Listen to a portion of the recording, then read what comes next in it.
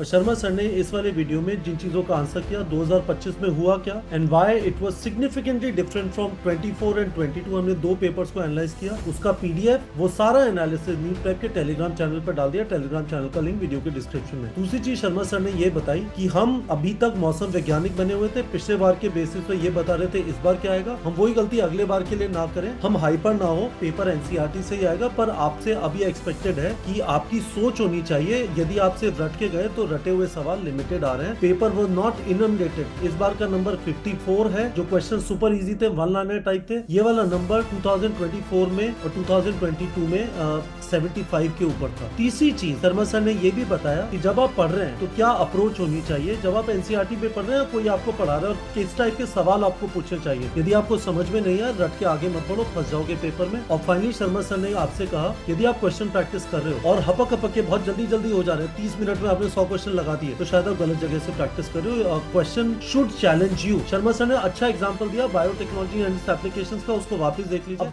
अब question is this, ए मैं किस टाइप की पढ़ाई करूं, उसका आंसर क्या है ना। बी किस टाइप के क्वेश्चन प्रैक्टिस करूं, क्योंकि किताब पे तो लिखा नहीं होता कि अच्छी किताब बुरी किताब, जिसपे लिखा होता है अच्छी किताब, सभी किताबों पे अच्छी किताब लिखा होता है। तो किस टाइप के क्वेश्चन देखते मुझे समझ आना चाहिए, this is not the source I should rely on. या फिर टीचिंग के बारे में भी यदि आप बता दें कि टीचिंग की तरफ या स्टडीज अब्जॉर्ब करने की तरफ क्या अप्रोच होनी चाहिए। देखिए, मैं ये कह रहा हूं कि अगर आप अपने कंफर्ट जोन में हैं, आप सभी कुछ करे जा रहे हैं, सभी कुछ करे जा रहे हैं, तो मैं इसको अच्छी प्रिपरेशन नहीं मानता। मतलब मेरा कहने का मतलब क्या है कि मेरा मानना यह है कि जब आपसे एग्जामिनर क्वेश्चन पूछता है, for example let us forget about biology right now, है ना, think about physics and chemistry. तो फिजिक्स एंड केमिस्ट्री में जब आप इस बार फिजिक्स का पेपर काफी टेढ़ा आया सर, ये बात लोग मानते हैं। तो करेक्ट। मैं बायोलॉजी का टीचर होकर के ऑथोराइज नहीं हूं, लेकिन मैं जनरल बात कर रहा हूं। पर आए तो वही लॉज होंगे सर, मेरे ख्याल से। ओ एब्सोल्युटली, अंकुर सर ने कहा कि लेंथीनेस की वजह से 9 क्वेश्चन छोड़ सकते थे, हम्म।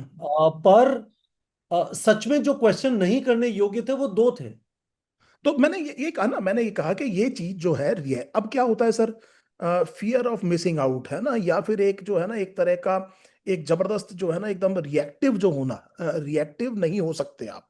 अगर आप रिएक्टिव होगे तो गलत हो जाएगा। अब पता लगा आपने दुनिया भर की चीजें पढ़नी शुरू कर दी, आपने पीएचडी करना शुरू कर दिया, आप कैम्बल बायोलॉजी पढ़ रहे हैं, आप गार्डनर की मतलब पढ़ रहे हैं किताब, जेनेटिक्स पढ़ रहे हैं आप, इरोडो पढ़ रहे हैं, मतलब आई डोंट थिंक, मतलब that is the way to go. The way to go is कि आप अपनी किताब पे जाइए, उस किताब पे आप अच्छे से समझिए कि इसका मतलब क्या है।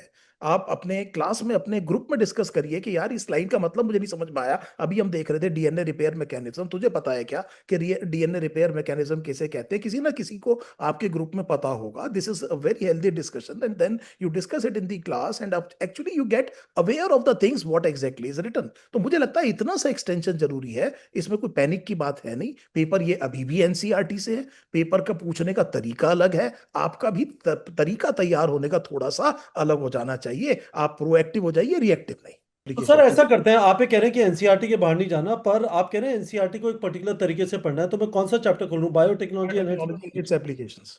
हाँ, जैसे ये चैप्टर है बायोटेक्नोलॉजी एंड इट्स एप्लीकेशन, पहले तो बड़ा अच्छा चैप्टर आपने फिर खोला है, क्योंकि इसमें कुछ ये एडिशन है।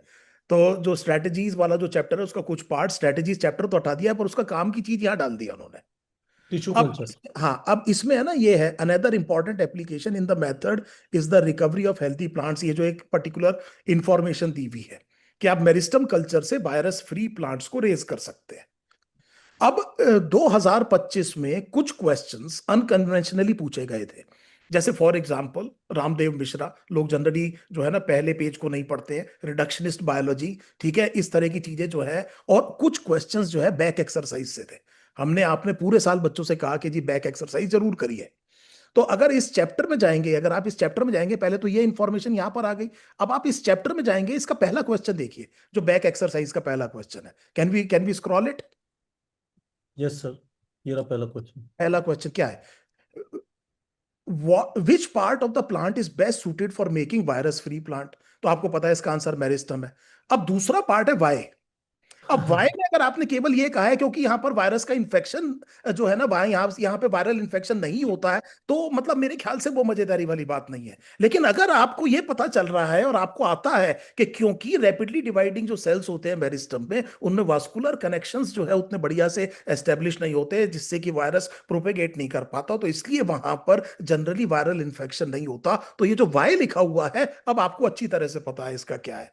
सो अब चाहे यहां से असर्शन रीजन क्वेश्चन बने, चाहे यहां से स्टेटमेंट बेस्ड क्वेश्चन बने, आप एनसीईआरटी में रहते हुए इस एक्सरसाइज को करके ये सीख रहे हैं कि अब आपने पढ़ना कैसे। उम्मीद है इस एग्जाम्पल से आप समझ पा रहे होंगे कि what needs to be done.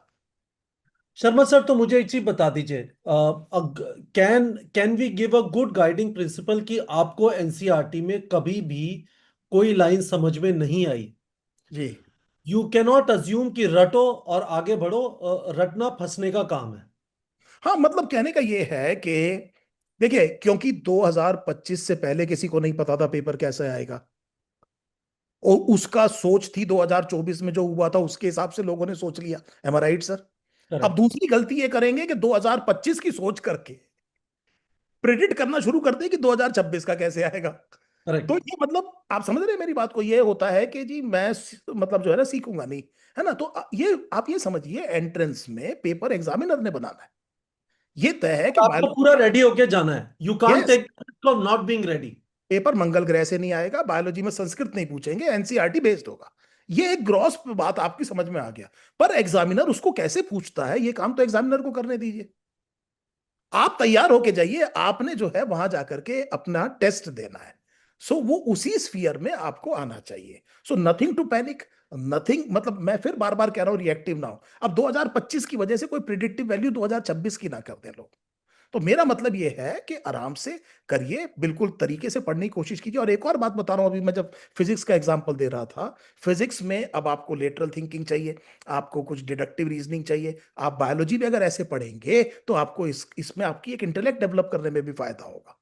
आप ऐसा नहीं हो सकता कि आधा पेपर तो रट के जा रहे हैं और आधा पेपर में आपको बहुत दिमाग लगाना पड़ रहा है। मैं ये कह रहा हूं कि अगर आप पढ़ने का तरीका अगर आप ऐसे कर लेंगे तो आपको इसमें केमिस्ट्री, फिजिक्स, हर तरह में आपका टेम्परामेंट बेहतर होगा। और किसी तरह से कोई सरप्राइज आ जाएगा तो you will be prepared for it. Sir final question, किस टाइप के क्वेश्चन प्रैक्टिस करने हैं? बहुत ज्यादा वन लाइनर आप कर रहे हो तो आपको सफिशिएंटली चैलेंज नहीं किया गया है। You should do questions which are taking time. Can that be a good guiding principle? Yes, which are taking time, which are extending a little bit of your intellect in the sense जो आपको सोचने पे मजबूर कर रहा है, क्या ये सही है, क्या ये बात सही लग रही है। सो कहीं ना कहीं कुछ क्वेश्चंस में, क्योंकि मान लीजिए मैं फिर वही काम नहीं करना चाहता जो मैं मना करके आ रहा हूं, कि मतलब अब मैं 26 को प्रिडिक्ट नहीं करना चाह रहा हूं, लेकिन मैं ये जरूर कह चुका हूं कि एग्जामिनर हर तरह से क्वेश्चन पूछने के लिए स्वतंत्र है एक पर्टिकुलर स्फीयर में। ये बात तो तय है ना सर? अब मान लीजिए मैं ही ये पूछ लेता हूं कि ये बताइए वायरस यहाँ पे क्यों नहीं आता, है ना। तो मतलब this is what you should understand, this is what the field is. आप जिस फील्ड के लिए तैयारी कर रहे हैं उसमें आपका आपका जो रीजनिंग पार्ट है वो वैसे ही बहुत स्ट्रांग होना चाहिए। Very good. तो स्टूडेंट्स, मैं समराइज कर देता हूँ हम लोगों ने इस वीडियो में क्या कवर किया। इट इज एन ऑनर कि we are able to pull doctor Sharma in for these kind of discussions every time. Doctor Sharma की फैंटास्टिक बुक है मास्टर क्लास इन बायोलॉजी, वो ऑनलाइन क्वेश्चन बैंक भी है। बुक के साथ आपको ऑनलाइन एक्सेस फ्री मिलता है और उसके अंदर हमने लेवल 3, क्योंकि बुक ऑलरेडी लेवल 2 पे सेट है, वो आपको प्रोवाइड कर दिए हैं। शर्मा सर हमारी क्लासरूम टेस्ट सीरीज में सारे क्वेश्चंस भी बायो के डिजाइन करते हैं, पर शर्मा सर ने इस वाले वीडियो में जिन चीजों का आंसर किया 2025 में हुआ क्या and why it was significantly different from 24 and 22, हमने दो पेपर्स को एनालाइज किया, उसका पीडीएफ, वो सारा एनालिसिस नीट प्रेप के टेलीग्राम चैनल पर डाल दिया। टेलीग्राम चैनल का लिंक वीडियो के डिस्क्रिप्शन में। दूसरी चीज शर्मा सर ने ये बताई कि हम अभी तक मौसम वैज्ञानिक बने हुए थे, पिछले बार के बेसिस पे ये बता रहे थे इस बार क्या आएगा, हम वही गलती अगले बार के लिए ना करें।